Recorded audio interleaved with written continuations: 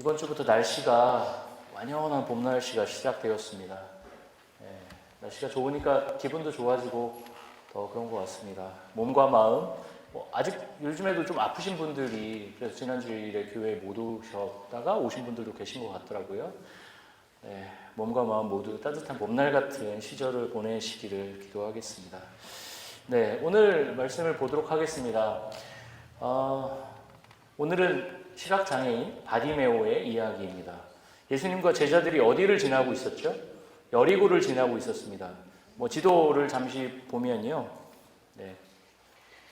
예수님께서 여기가 요단강이죠. 갈릴리 호수고 사해인데 데가볼리아 베레아를 거쳐서 원래 주로 사역하셨던 건 이쪽이죠. 가버나움과 갈릴리, 예루살렘은 여기 있고요. 이쪽을 지나시다가 요단강을 건너서 어디죠? 여기에 오늘 다다르신 것이죠. 그리고 여리고를 갔다가 나중에 어디로 가시나요? 예루살렘을 향해서 가십니다. 이 여리고는 그 요단강 기준으로 보면 요단강 기준은 여기가 8km고요. 예루살렘 기준으로는 30km입니다.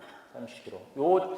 그런데 이 갈릴리 지역에서 예루살렘으로 가려면 여기는 산이 있습니다. 그리심산이라고 해서. 그래서 여기를 향해 가는데요. 그래서 항상 갈릴리 지역에서 예루살렘을 갈 때는 꼭 지나치는 지역이 여리고 지역이죠. 강도 만난 이웃에서 나오는 지명도 여리고죠. 예수님과 제자들이 이 여리고를 지나는데 커다란 무리들과 함께 여리고를 통과해 빠져나가고 있다고 마가는 말합니다. 이 당시가 어떤 시절이죠? 예수님의 거의 마지막 일주일을 이제 다루고 있습니다. 지금 매일 성경이 지금 부활주일이 2주 앞으로 다가왔잖아요. 부활주일 때는 항상 복음서를 다룹니다. 그래서 예수님의 부활에 초점을 맞추어서 매번 하는데요. 요 1년을 돌아갈 때 지금이 어떤 시즌이죠? 그러면 6월절이 가까워오는 시기입니다. 한국 사람들도 명절에는 어떻게 하죠? 민족의 대이동이라고 표현하면서 고향을 향해 가듯이 이스라엘 백성들도 흩어져 있다가 자기 고향, 특히 예루살렘은 가장 큰 도시니까요. 예루살렘을 향해 많은 사람들이 가게 됩니다. 그런데 여리고를 거치는 예수님의 태도에 대한 그 마가의 설명이 좀 독특합니다. 그들이 여리고에 왔다라고 얘기하고 있고요. 그 다음에 그 중간에 보면 여리고를 나가려 할 때, 여리고에서 뭘 했다 이런 표현이 없고요. 여리고로 들어왔다, 그리고 여리고를 나간다, 그렇게 얘기하고 있어요. 예수님과 그의 일행은 뭐 하려는 것처럼 보이죠? 그냥 여리고를 지나가려는, 통과하려는 것처럼 보입니다. 예수님의 발걸음이 여리고는 그냥 스킵하고 빨리 예루살렘으로 가려는 것처럼 느껴집니다. 48절을 보면 바디메오가 예수님을 처음 부릅니다. 예수님이 간다는 소식을 듣고 예수님을 불렀을 때 아무런 반응 없이 근데 걸어가시기만 했습니다. 뭔가 최종 목적지인 예루살렘에 가까워졌다는 것을 느낄 수 있을 것 같습니다. 뭔가 최종적인 이 어떤 결말이 나기 전에 숨고르기를 하는 그런 느낌도 듭니다. 이때 걸음이 급해지신 예수님의 여정에 시각장애인 누구죠? 바디메오가 등장합니다. 그가 눈이 멀게 된 이유에 대해서는 성경에서 소개되어 있지 않습니다. 태어나면서부터 멀게 됐는지 아니면 어떤 사고로 눈이 멀게 됐는지는 소개가 안 되어 있고요. 다만 그는 평생 국어를 통해서 생계를 유지해 가야 하는 아주 비참한 사람이었습니다. 그가 앉아 있었던 길가는 어떤 곳이죠? 그가 사람들로부터 거절과 은혜를 맛보았던, 반복해서 어쩔 때는 거절감을 느끼겠죠. 국어를 할 때 어떤 사람은 발로 찼을 수도 있어요. 침을 뱉었을 수도 있어요. 어떤 사람은 큰 액수로 그 국어라는 바디메오에게 주었을 거예요. 그에게 길가는 거절과 은혜를 맛보았던 치열한 생계 현장이었습니다. 그런 바디메오에게 6월절 시즌은 어떤 시즌일까요? 가장 큰 수입을 얻을 수 있는 이른바 어떻게 보면 대목 같은 시즌이었을 거예요. 하지만 아무리 그 순례객들, 고향을 향해 가는 이스라엘 백성들이 있더라도 그의 비참한, 그래서 순례객들이 자비를 베풀어서 많은 돈을 그에게 주어도 그의 비참한 길가 현실과 운명을 바꿀 수는 없었습니다. 그런데 바로 그 길을 누가 지나가고 있었죠? 예수님이 지나가고 있었습니다. 누군가 무심코 외친 한 문장이 그의 귓전에 들렸을 것입니다. 나사렛 예수다. 나사렛 예수가 왔다. 그렇게 누군가가 얘기했을 겁니다. 예, 사실 시각장애인들은 일반적으로 눈이 보이지 않기 때문에 상대적으로 청각이 발달했을 가능성이 더 크다고 얘기하죠. 그런 바디메오에게 나사렛 예수가 왔다라는 것은 어떤 의미였을까요? 예, 마가복음에서 예수님은 이번에 여리고를 처음 방문하시거든요. 이곳 아래 지방까지 내려오신 적이 없습니다. 아까 지도에서 본 것처럼 주로 갈릴리 지방 그 위쪽에서 사역을 하시죠. 그렇지만 예수님이 오시지 않았더라도 이미 예수님에 대한 소문은 충분히 퍼졌기 때문에 그는 예수님에 대한 소문을 당연히 들었을 겁니다. 그리고 내심 언젠가는 예수가 순례객으로 이곳을 지나가기만을 기다렸을 것이죠. 그렇게 마음속에 담아둔 유일한 희망의 이름 나사렛 예수가 나타났습니다. 그는 주저하지 않고 힘껏 소리를 지릅니다. 뭐라고 소리를 지르죠? 다윗의 자손 예수여 나를 불쌍히 여기소서. 다윗의 자손 예수여 나를 불쌍히 여기소서. 놀랍게도 그는 나사렛 예수를 다윗의 자손 메시아로 예수로 고백합니다. 어떻게 됩니까? 바디메오의 첫 번째 외침이 있었지만 예수님은 어떤 반응도 오늘 본문에서 보이지 않습니다. 분명히 제자들과 큰 무리가 예수님을 따르고 있었기 때문에 바디메오의 목소리가 쉽게 예수님께 전달되진 않았을 거예요. 오히려 예수님 주변의 사람들이 그를 꾸짖어 조용히 해 네가 껴들 게 아니야 라고 얘기를 하고 있었죠. 앞서서 제자들이 이 9장 10장에서 보면 제자들이 아이들을 꾸짖습니다.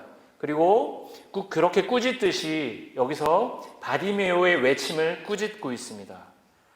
예, 이 꾸짖는 사람들의 행동은 그 앞달락의 어떤 제자들의 세계관을 반영하고 있는 것인데요.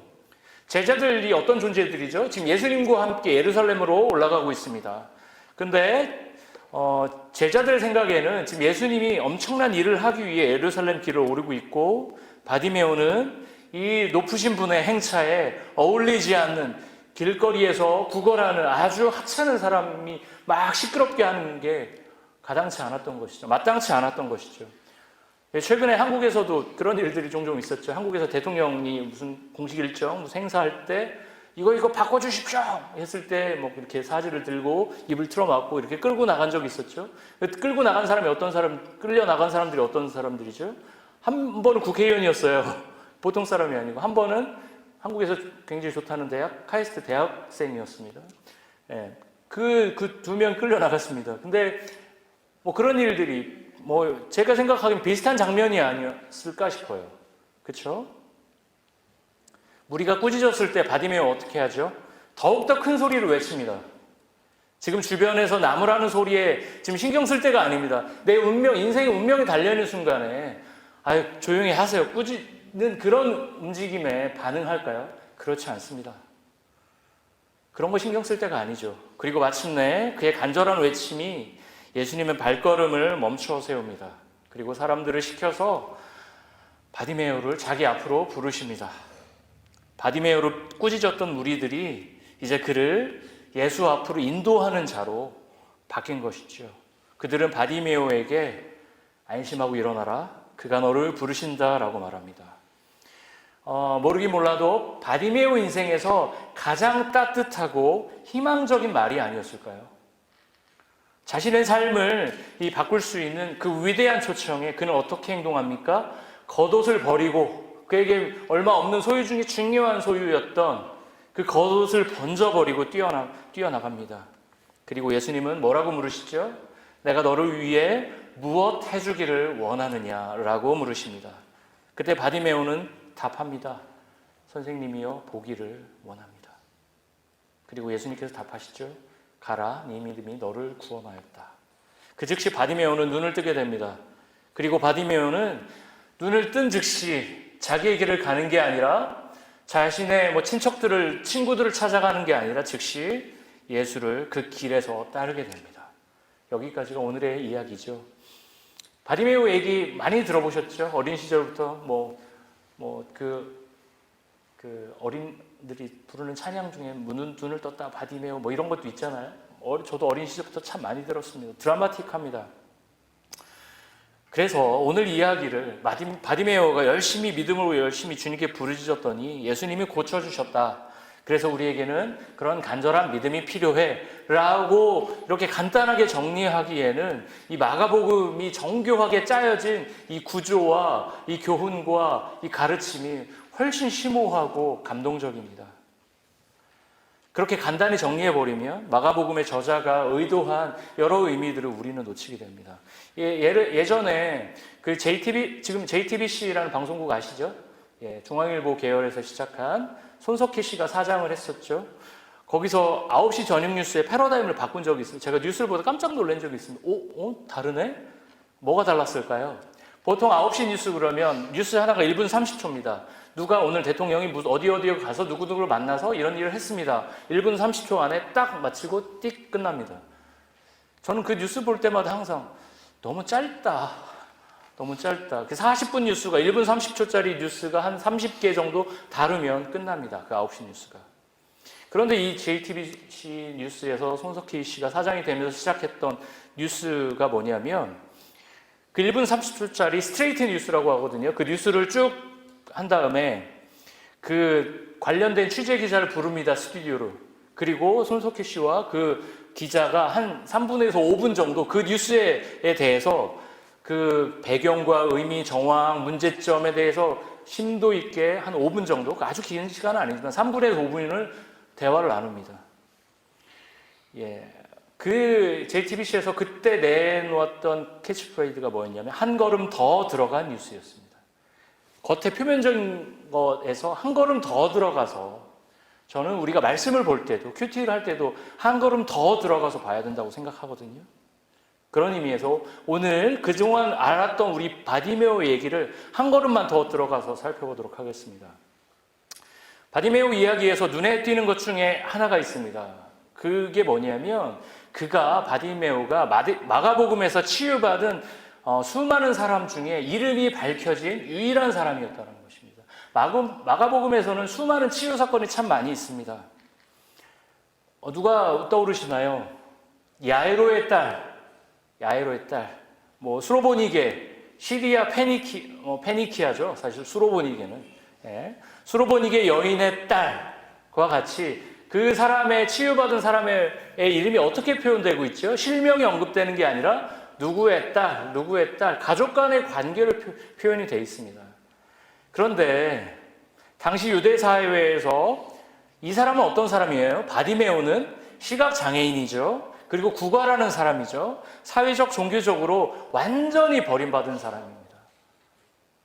제가 캐나다 와서 가장 놀랐던 게, 처음으로 문화 충격을 받았던 게, 도하와 수영장을 갔다가 수영장 그 풀에 이렇게 야트마 경사에 휠체어를 탄 장애인이 들어오는 걸 보면서 깜짝 놀랐습니다. 뭐지? 한국에서는 한 번도 상상할 수 없었던 이 캐나다 사회가 장애를 가진 사람들을 어떻게 대우하는지를 제가 거기서 보고 너무 쇼크를 받았거든요. 너무 도전이 되고 이게 가능하구나. 계단이 없죠. 아주 야트막하게 물로 들어갈 수 있게 돼 있었습니다. 지금 이 캐나다 사회와 그 당시 AD 30여 년의 그 이스라엘 사회는 너무 판이하게 다르죠. 그 당시에 스스로 대한공동체라고 생각했던 쿰란 공동체라는 곳이 있었습니다. 스스로를 새 언약의 공동체라고 믿었던 곳인데요. 그곳마저도 육체의 장애를 가진 사람들은 자신들의 회중에 들어올 수 없다고 할 정도로 장애를 가진 사람들은 배제해버렸습니다. 아주 배타적이었습니다. 스스로 새 언약의 공동체라고 했던 쿰란 공동체마저도. 그리고 그 육체적 장애에는 손이 마비된 사람들, 시각장애인들, 청각장애인들, 지체장애인들이 모두 포함되었습니다.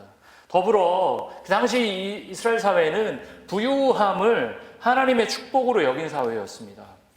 그 사회에서 거리에 앉아서 구걸하는 사람들은 어떤 사람들이죠? 이스라엘의 언약 공동체에서 완전히 추방된 사람으로 여겨졌습니다.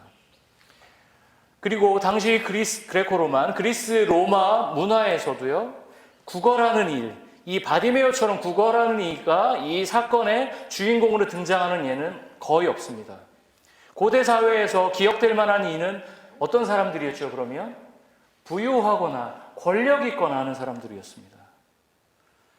그런데 당시 기준으로 사회 종교적으로 완전히 결함이 있는 이 바디메오라는 이름이, 실명이 오늘 마가복음에 떡하니 등장하고 있습니다. 이는 예수님이 시작하시는 하나님 나라가 어떤 가치에 있는지를 오늘 보여주고 있습니다. 사회는 외면하는 사람들, 세상에서는 주목하지 않는 사람들, 장애가 있어서 다른 사람의 도움이 필요한 사람들이, 그런 사람들이 주인공이 되는 나라가 바로 예수님이 시작하신 하나님 나라입니다. 첫 번째, 그의 실명이 등장하는 걸 통해서 이 하나님 나라가 지향하는 가치를 보여주고 있죠. 두 번째, 이 바디메오의 사건을 통해서 우리가 봐야 할 것은 그가 앉아있던 공간에 대한 부분입니다. 바디메오가 예수님을 만나기 전에 있었던 곳이 어디죠? 길가에 앉아 있었습니다. 그러나 치유함을 받은 후에는 어떻게 됩니까? 길에서 그를 따르게 되었습니다. 예수님은 길가에 앉아서 구걸하던 바디메오를 길에서 그를 따르는 자로 변화시켜 나갔습니다. 이런 점에서 그는 단순히 치료받는 자로 묘사되지 않고요, 거기서 끝나지 않고요, 치유함을 받은 자가 가야 할 길을 보여주는 하나의 롤모델이 되었습니다. 제가 몇 번 이 마가복음 설교 재작년에 했을 때 말씀드렸지만, 마가복음에서 길이라는 이 은유, 메타포는 정말 중요한 의미를 지니고 있습니다. 길이 어떤 공간이죠? 여러분, 오늘도 이 예배당에 올 때 길을 통해서 오셨죠? 길은 어떤 공간입니까? 머무는 공간이 아닙니다. 여러분의 집이 아닙니다. 여러분들이 그냥 저주하는 곳이 아닙니다. 여러분들이 가야 할 곳을 향해 스쳐 지나가는 곳입니다. 어딘가를 향해 지나가는 공간입니다. 그런데 마가복음에서는 그 길이라는 공간에서 많은 일들이 일어나고 있습니다. 오늘 바디메오의 이야기도 길에서 일어났고요. 마가복음 10장 17절을 한번 보여주시면, 같이 읽어볼까요? 예수께서 길에 나가실새 한 사람이 달려와서 꿇어앉아 묻자오되, 선한 선생님이여, 내가 무엇을 하여야 영생을 얻으리까? 한 부자가 찾아와서 어떻게 하면 영생을 얻겠냐고 물었던 공간이 어디죠? 바로 길입니다. 10장 32절을 한 번 더 보여주시죠. 같이 읽겠습니다. 예루살렘으로 올라가는 길에 예수께서 그들 앞에 서서 가시는데 그들이 놀라고 따르는 자들은 두려워하더라.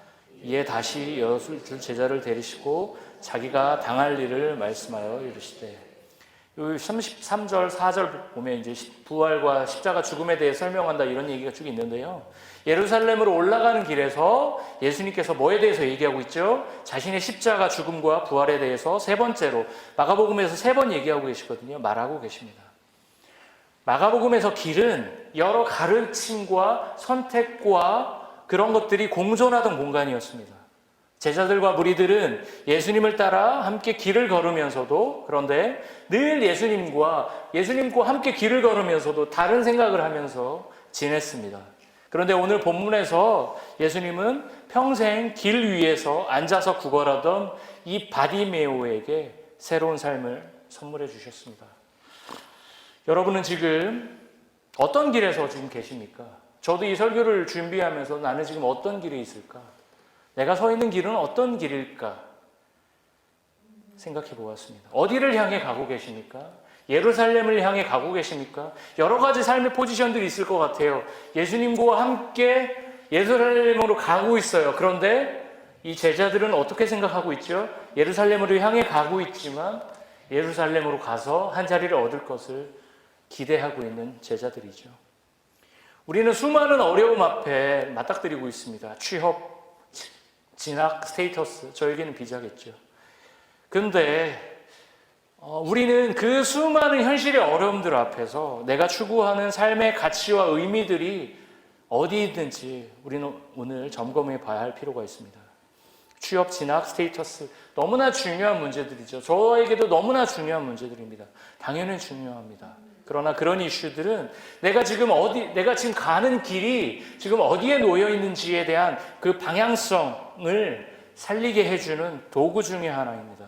그 도구 중에 하나가 자신이 생각하는 대로 되지 않을 수도 있어요. 그렇지만 그 도구 중에 하나가 자신이 원하는 대로 되지 않는다고 해서 우리는 그 길을 포기할 수는 없습니다. 사실 바디메오처럼 치유받은 사람이 당시에 한두 명이었을까요? 그러나 왜 바디메오만 실명이 언급되고 주목됐을까요? 이거에 대해서 마가복음을 연구한 학자들이 여러 가지 주장을 하는데요. 그 중에 유력한 주장 중에 하나는 바디메오가 당시에 여러 치유받은 사람들 중에서도 가장 후대에 기억될 만하게 제자로서의 삶을 제대로 잘 살았을 것이다 라는 주장이 저는 그 주장에 한 표를 던집니다. 여러 가지 논리들이 있겠죠. 치유받은 사람은 여러 명이었을 거예요. 회복된 사람은 여러 명이었을 거예요. 성경에도 많이 언급됩니다. 구원받은 사람은 많았을 것입니다. 그렇지만 그 사람들이 치유받은 이후에 어떤 삶을, 어떤 길을 선택했는지는 너무나 달랐을 것입니다. 바디메오는 길에서 구걸하는 삶에서 예수님을 따르는 길로 삶이 완전히 뒤바뀌었습니다. 그런 의미에서 오늘 바디메오는 앞선 본문들 9장 10장에서 언급되는 그 두 가지 유형의 인물들과 바로 대비가 됩니다. 첫 번째는 앞서 저희가 10장 17절에서 언급했던 부자였습니다. 이 사람에 대해서 마가복음은 그냥 재물이 많았다라고만 언급을 하는데요. 마태복음에서는 부자 청년이었다라고 얘기합니다. 누가복음에서는 관원이었다라고 밝히고 있습니다. 저는 그냥 부자 청년이라고 하겠습니다. 이 부자 청년 어떤 사람이죠? 젊은 나이에 공직에 진출해서 돈과 권력을 다 가진 사람입니다. 거기에 당시 유대인들이 지켜야 될 율법을 철저히 지키는 사람입니다. 거창하게 얘기하면 타의 모범이 되고, 무슨 표창장 할 때 무슨 이 사람은 타인의 모범이 되고 이런 것처럼 굉장히 타인의 모범이 되고요. 요즘 말로 하면 엄친아예요, 엄친아. 젊은 시기에 고시 패스하고 근데 집안에 돈도 많아요. 그래서 선자리도 많이 들어올 만한 아주 그런 사람이었습니다. 그런데 그가 어떤 선택을 하죠? 자신이 가진 돈은 포기할 수 없었죠. 네가 가진 재물을 다 팔아서 가난한 사람들에게 나눠주고 나를 따르라는 그 예수님의 부르심 앞에 그는 돈을 포기할 수 없었습니다. 이 말씀 직후에 예수님은 뭐라고 말씀하시죠? 부자가 천국에 가는 것이 낙타가 바늘길을 통과하는 것보다 어렵다고 말합니다. 제가 이 말씀 어린 시절부터 저도 교회를 다녔으니까 이 말씀을 보면서 이게 뭐야? 그러면 교회를 아무리 다녀도 부자들은 천국에 갈 수 없다는 거예요? 나이는 이런 예수님 못 믿겠어라고 제가 대표적으로 얘기했었던 본문입니다. 참 우리의 본능과 위배되는 말씀이죠. 우리 모두는, 저도 그렇고 여러분들 모두 다 부유하게 살고 싶잖아요. 그러면 천국은 포기해야 하는 걸까요? 그런데 우리는 이 말씀을 구원의 측면보다는 제자도의 측면으로 봐야 하는 것 같습니다. 왜냐하면 마태복음 9장, 10장, 11장은 줄곧 우리가 따르는 것이, 우리가 어떻게 하면 구원을 받는 것의 측면으로 얘기하는 게 아니라 우리가 따르는 것이, 우리가 추구하는 것이, 당신이 진짜 추구하는 것이 무엇이냐고 계속 예수님은 따져 묻고 계십니다. 그리고 사실 이 본문을 문자 그대로 해석하기가 어려운 게, 사실 부자가 천국에 가는 게 어렵다는 것을 구원론적으로 현실적으로 적용하기가 어렵습니다. 왜 그러냐고요? 예를 들어서 누구를 부자라고 할 수 있을까요? 자동차 좋은 거 타면 부자라고 얘기해 보면 부가티 베론? 그 부가티 베론이라는 자동차, 저도 자동차 아주 좋아하는 매니아는 아니지만 많이 들어봤습니다. 얼마 정도 할까요? 한국 돈으로 30억, 300만 불 정도 합니다. 이 정도는 있어야 부자라고 생각하는 사람들이 있겠고요. 아니면 다른 벤츠 정도만 몰아도 부자의 기준은 다 다릅니다. 이 부자 청년은 어떤 사람이었습니까? 돌아오면 다 잡고 싶은 사람이었습니다. 예수님도 잡고, 부유함도 잡고, 영생도 잡고, 모든 걸 잡고 누리고 싶었습니다. 그러나 예수님은 단호하게 말씀하시죠.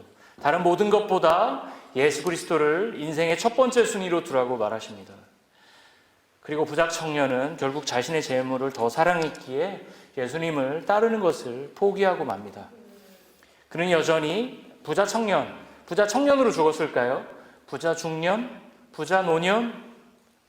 아마도 평탄하게 늙어서, 그리고 장례식 때는 수많은 그 사람 인품도 좋았을 거예요. 율법 열심히 따랐기 때문에 주변에서 그 장례식을 거하게 치러줬을 겁니다. 그는 끝까지 죽을 때까지 남들의 부러움을 사는 부자였겠지만, 여전히 권력이 있었겠지만 슬픈 인생을 살다가 그의 삶을 마무리하게 됩니다. 너무나 비참한 삶을 살았지만 회복을 통해 예수의 길로 접어들었던 바디메오와는 정면으로 배치가 되는 인물이죠. 그래서 이 마가복음의 저자는 이어서 부자 청년 이후의 10장에서 이어서 이 얘기를 하고 있는 것이죠. 두 번째로 바디메오와 대비되는 인물들이 있습니다. 누구죠? 예수님의 제자들이었습니다. 마가복음 10장 35절부터 37절, 오늘 본문에서 조금 앞으로 가면 있거든요. 그거 한번 저희가 같이 읽어보겠습니다. 시작. 세베대의 아들 야고보와 요한이 주께 나와 여짜오되 선생님이여 무엇이든지 우리가 구하는 바를 우리에게 하여 주시기를 원하옵나이다. 이르시되 너희에게 무엇을 하여 주기를 원하느냐? 여짜오되 주의 영광 중에서 우리를 하나는 주의 우편에 하나는 좌편에 앉게 하여 주옵소서. 예수님의 제자라고 하는 사람들이 예수님의 죽음이 임박했는데 예루살렘으로 가는 그 길에서 자리싸움을 하고 있습니다. 예루살렘으로 가는 길은 십자가의 길이고 죽음의 길이었습니다. 그 길에서 제자들은 정신을 못 차리고요, 서로 높은 곳에 앉겠다고 난리를 치고 있습니다. 그런데 마가복음 저자가 오늘 절묘한 대비를 보여주고 있는데요, 위에서 36절 보면 너희에게 무엇을 하여 주기를 원하니라고 묻고 계시죠. 이 질문을 누구에게 했을까요? 오늘 본문 51절 보면 예수님께서 바디메오에게 너에게 무엇을 하여 주기를 원하냐라고 똑같이 물으십니다. 예수님은 바디메오에게도 물으셨고요, 이 야고보와 요한, 세베대의 아들 야고보와 요한에게도 똑같은 질문을 하십니다. 너가 원하는 게 무엇이냐? 이 똑같은 질문 앞에서 예수님의 제자 야고보와 요한은 예수를 이용해서 어떻게 하면 자신의 욕망을 채울까 고민합니다. 그들은 겉으로는 자신들이 예수님의 제자라고 말하면서 어깨에 힘이 들어가서 행동을 했을 것이죠. 수많은 사람들이 모여들었을 때 예수님 주변엔 당연히 권력이 생겼을 겁니다. 예수님을 얼마나 빨리 만날 수 있느냐, 권력으로 작용했을 거예요. 어떻게든 돈을 찔러 넣어서 나 빨리 치유받고, 우리 부모님이 급해, 빨리 치유받아야 돼. 그래서 뒷돈을 찔러서 세베대의 아들 야고보와 요한에게 빨리 예수님 좀 만나게 해줘. 이게 권력이죠. 그들에게 줄을 세우게, 예수님으로 가게 하는 그 길을 세우게 하는 것도 권력이죠. 예수님이 여러 치유와 이적을 통해 사람들을 고치시면서 덩달아 자신들도 뭐가 된 것처럼 행동했을 것이죠. 그러나 그들은 아직 예수님이 왜 예루살렘에 가시는지, 그 죽음과 부활의 의미에 대해서 깨닫지 못했습니다. 제가 지난주 설교에 말씀드린 것처럼 깨닫지 못한 게 아니라 거부하고 있는 것이죠. 마가복음에서 3번이나 예수님께서 죽음과 부활에 대해서 말씀하고 계신데 그들은 정면으로 거부하고 있는 것이죠. 제자들에게 예수님의 죽음과 부활은 어떤 일이죠? 있을 수도 없고요, 있어서도 안 되는 일이었습니다. 예수님은 예루살렘으로 가셔서 당시 권력자들을 정리하고 로마와 맞서 싸워서 이스라엘의 정치적 해방을 이룰 분이셨습니다. 그런데 그분이 죽겠다고 합니다. 부활하시겠다고 합니다. 이게 웬 말입니까? 이 제자들은 예수님이 만들어 놓으신 구원의 열매는 따먹으려고 하면서 그분이 가신 십자가의 길은 거부하는 사람들을 대표하는 인물들입니다. 나에게 영생이 필요하고 구원이 필요하고 보호자가 필요하니 예수님이 필요하지. 그런데 예수님이 가신 십자가의 길은 슬쩍 피하고 싶어 라고 생각하는 사람들을 대표하는 인물입니다. 반면에 오늘 주인공 바디메오는 어떤 사람들이죠? 사회적으로, 종교적으로 가장 낮은 곳에 있는 사람입니다. 그는 어떤 사람이죠? 전 지금 서 있잖아요. 사실 서 있는 것 자체가, 서 있을 수 있다는 것 자체가 앉아 있을 수밖에 없는 사람들에게는 어떤 것이죠? 권력입니다. 제가 어제도 스타벅스에서 와이프가 사달라고 하는 드라이브트루를 지나가면서 좌바치 프라푸치노를 와이프가 하나 사달라고 해서 제가 드라이브트루로 이걸 주문하려고 했을 때 몇 번 연습했습니다. 좌바치 프라푸치노를 못 알아들어서 좌바 한 번에 알아들어야 될 텐데 제가 10년 여기 살았는데 아직도 그 좌바 발음이 안 될 때마다 뭐지? 라고 생각합니다. 서 있는 것, 누구나 할 수 있는 거라고 생각하지만 서 있을 수 없는 사람 앞에서는 그것은 권력이죠. 바디메오는 어떤 사람이죠? 혼자 서 있기도 어렵고 그래서 앉아서 구걸하던 사람이었습니다. 때로는 앉아서 안 되고요. 어떻게 했을까요? 바짝 엎드려서 두 손을 내밀고 구걸하던 사람이었습니다. 사회적으로, 종교적으로만 낮은 위치가 아니라 물리적으로도 가장 낮은 곳에 있었던 사람이 바디메오였습니다. 그런데 가장 낮은 곳에 있는 그 바디메오에게 예수님의 치유가 임했습니다. 가장 낮고 절박하고 처절한 곳에서 절규하는 바디메오에게 예수님께서 찾아오셨습니다. 인생에 아무 희망이 없고 더 이상 숨을 곳도 없고 죽지 못해서 사는 인생처럼 보일 수 있는 그 바디메오의 절규를 예수님께서 들으셨습니다. 우리가 믿는 그 기독교 신앙 심플하죠, 어떻게 보면. 그런데 그 신앙, 하나님 나라의 진리가 매력적인 이유가 바로 여기에 있습니다. 여러분, 인생 역전이라는 말 많이 들어보셨죠? 로또 뭐 이런 거 아니겠습니까? 그러나 우리네 인생을 한 방에 역전시킬 수 있는 유일한 기회가 무엇이죠? 그 가장 낮은 곳에서 예수님을 만날 수 있다는 것입니다. 세상의 가장 낮은 곳에서 나에게 예수님이 필요해, 나에게 주님이 필요해 라고 외치는 것입니다.